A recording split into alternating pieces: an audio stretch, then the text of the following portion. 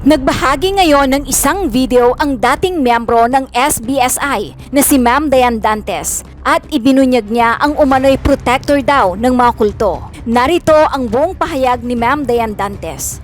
Ito na, lumitaw din sa wakas ang protector ng mga kulto. Kaya pala, ang aangas dahil may isang maputlang board member ng Surigao na gumagawa ng paraan. Maakwit ang mga kulto dahil ito palang epal na dating lawyer ang sinasandalan ng mga kriminal. Look, Manoy Totoy Bernal, ikaw ba ay nahawa sa mga bata sa kapihan na hindi na marunong magbilang? Ano ka mo? 20 years na sila sa kapihan? 2019 to 2023, 20 years? Anong mga tanim na nyog ay yung mga ginagawa nilang mantika na nyog para gawing gamot ihalo sa tae ng kambing? Hindi yun sa kapihan. Kulungo nga board member. Sayang yung binabayad sa'yo ng mga taong bayan, Manong Totoy Bernal. Ano? Tatakbo ka ba sa susunod na eleksyon? Anong chismis board member na kasing tanda na ni Mamerto? Gusto mo isampal ko sa maputla ninyong mukha ang mga ebidensya nang mawalan ka ng malay. Isa kang mukhang pera. Dahil ngawa ka lang ng ngawa, na ni isa sa mga evidence wala kang tinignan dahil tinapalan na ang pagmumukha mo ng pera na kinurakot ng mga sindikatong 2212. Umiepal ka din at papansin kang matanda ka. Makapal ang mukha mo, board member Bernal. Wala kang alam sa mga pinagdaanan ng mga biktima, sa mga hayop na kulto na yan. Panig ka sa kanila. Isa ka sa mga mastermind ng kulto dahil hindi yan tatagal ng ganon katagal kung walang isang epal na kagaya mo na nagpro-protect sa mga anay sa bayan namin. Chair by Senator de la Rosa to appear on November 7, 2023 at 9 o'clock in the morning before his investigation on SBSI and SENYOR AGILA. I got home of the invitation on November 3, 2020. I was forced to attend because the invitation listed me as official or personnel of SBSI. Here is a copy of the invitation. I am number 4 of the other officials of SBSI.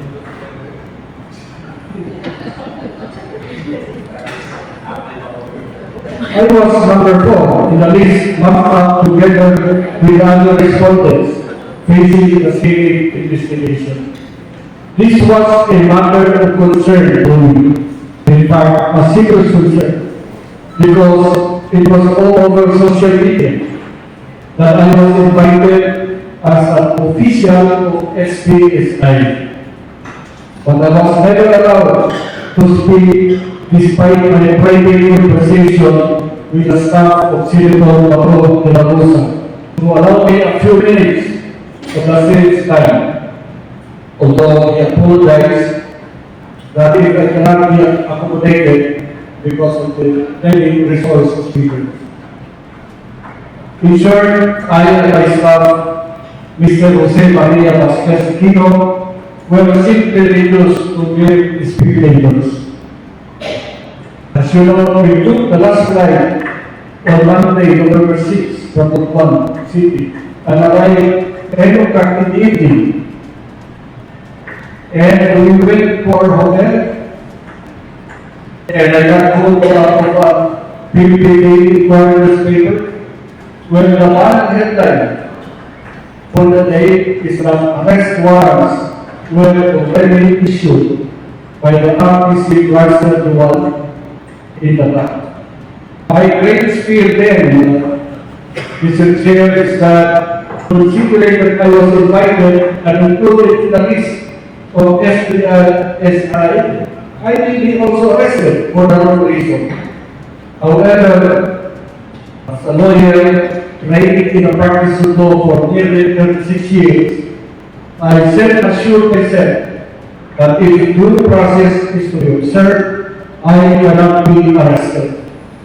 So from a distance of 3 meters, I saw the arrest of Senyor Agila, my good friend, former board member, Pamela Camalita, and 10 others.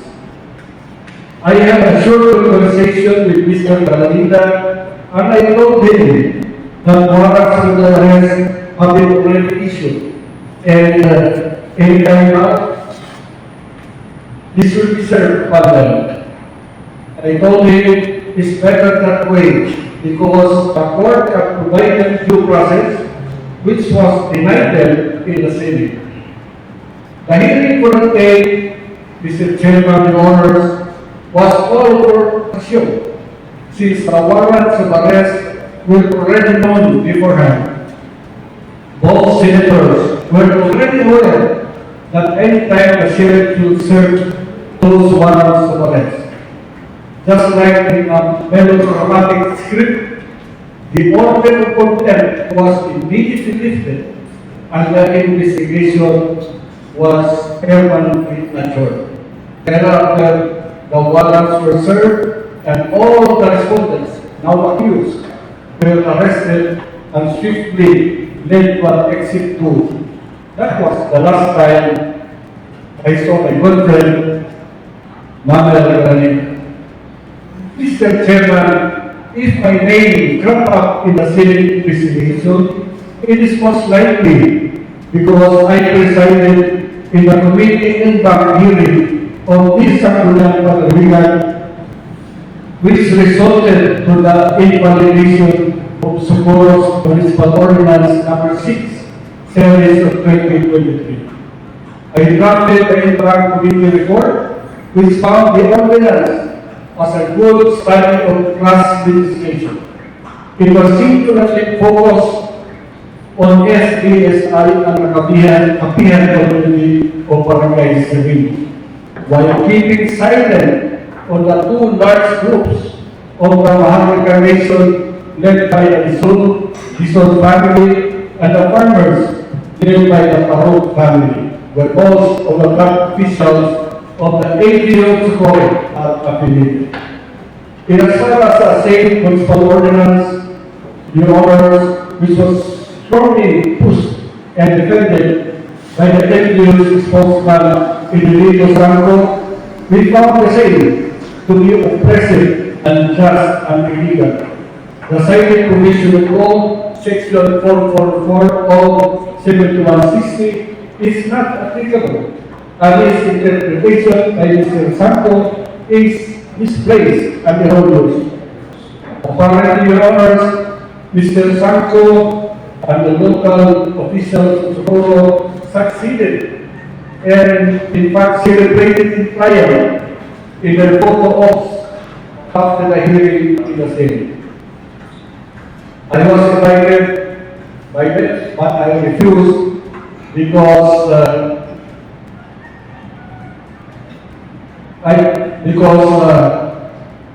as a lawyer, I have witnessed myself how due process was not served.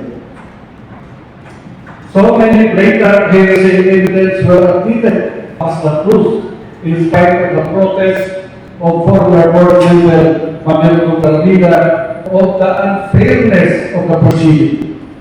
But Senators Batu and Senator Risa have already answered for that. They claim that the Senate investigation is not a court of law, but conducted in aid of legislation. It explains why they were placed in contempt of the Senate upon a call of strike 1, strike 2, and strike 3 when the answers are not the expected answers of the senators. When given answers are not in conformity with what they wanted. This is totally different, Mr. Chair. During the hearing of the Senate Blue Ribbon Committee on the DAW Squad, chaired by the former Senator Agila Lima, when testimonies of resource persons were immediately objected to and stricken from the records by the likes of Senator Alan Peter Cayetano, Dick Burgon, and others. In fact, Senator Agila Lima was eventually replaced as chair of the Blue Ribbon Committee.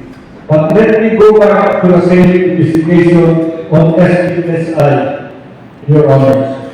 The famous and favorite resource person of the Senate, Mr. Benito Santo, was even allowed to present the AGILA Lumanta's master plan of action.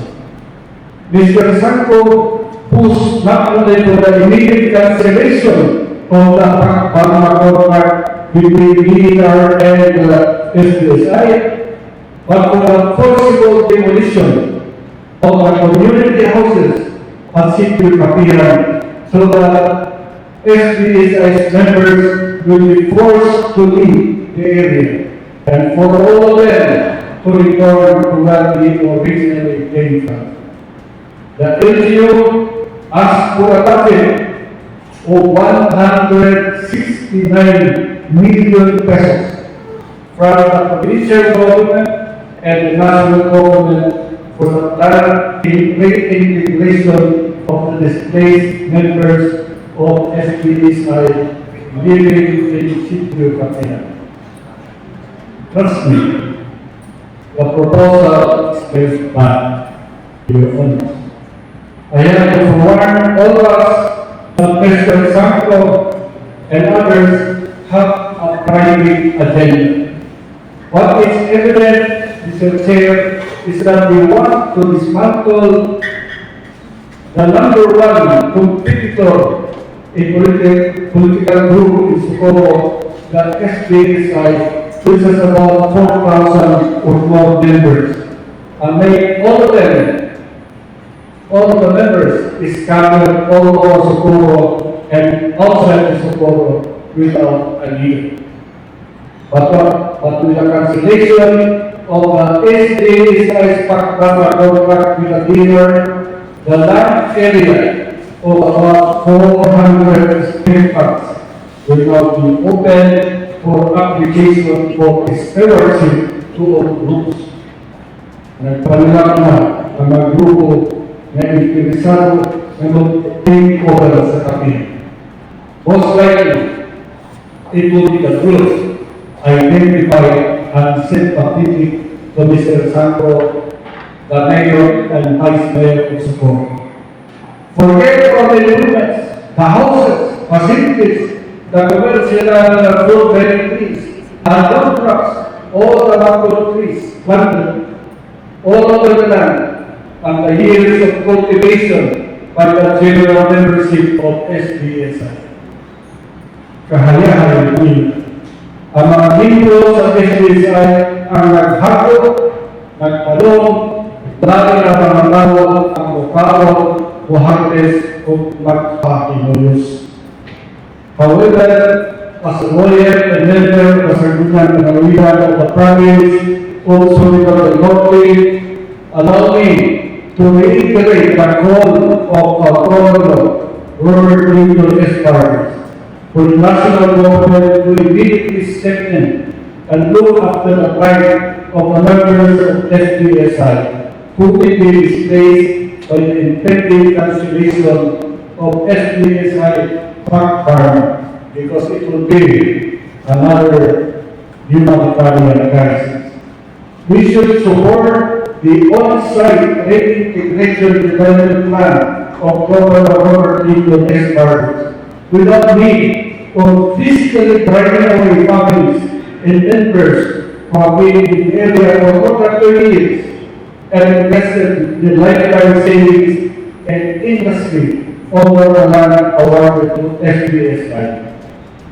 The use amount of 169 million pesos budget proposed by Mr. Santo and the LGU would be unnecessary and impractical, as it is obviously bloated. After all the honors, the alleged guilt of the leaders of the SBSI, if it is true, should not be passed upon the members. The state, in its role as fathers of three in Raffy Tulfo, as parent of the family, as the legal protector of citizens unable to protect themselves, should instead temporarily take over the management of SBSI while the crisis is not yet over and until a new crop of qualified leaders from among the members themselves are able to lead the Kapihan community. Again, Your Honors, let us always be vigilant on the private and hidden agenda of some people pretending to be holy crusaders against the alleged accusers of the SBSI. Karon, mangayo na kayo 109 million pesos sa pulo sa problema na may outback sa probinsya. Diin man sa una sa pag-apply o pag-pa-approve sa pagparma sa panagdulo sa Siguro, wala ang unsong mahal ang sanggunian ng lalawigan sa DAW on the approval of the respective applications for pagparma. This is a matter of serious concern, Mr. Chairman and Your Honor. The problem has not stopped with the arrest of the leaders, but in fact, the problem has just begun. Thank you. Mag-subscribe at i-click ang notification bell para sa mga susunod na video updates. Maraming salamat po.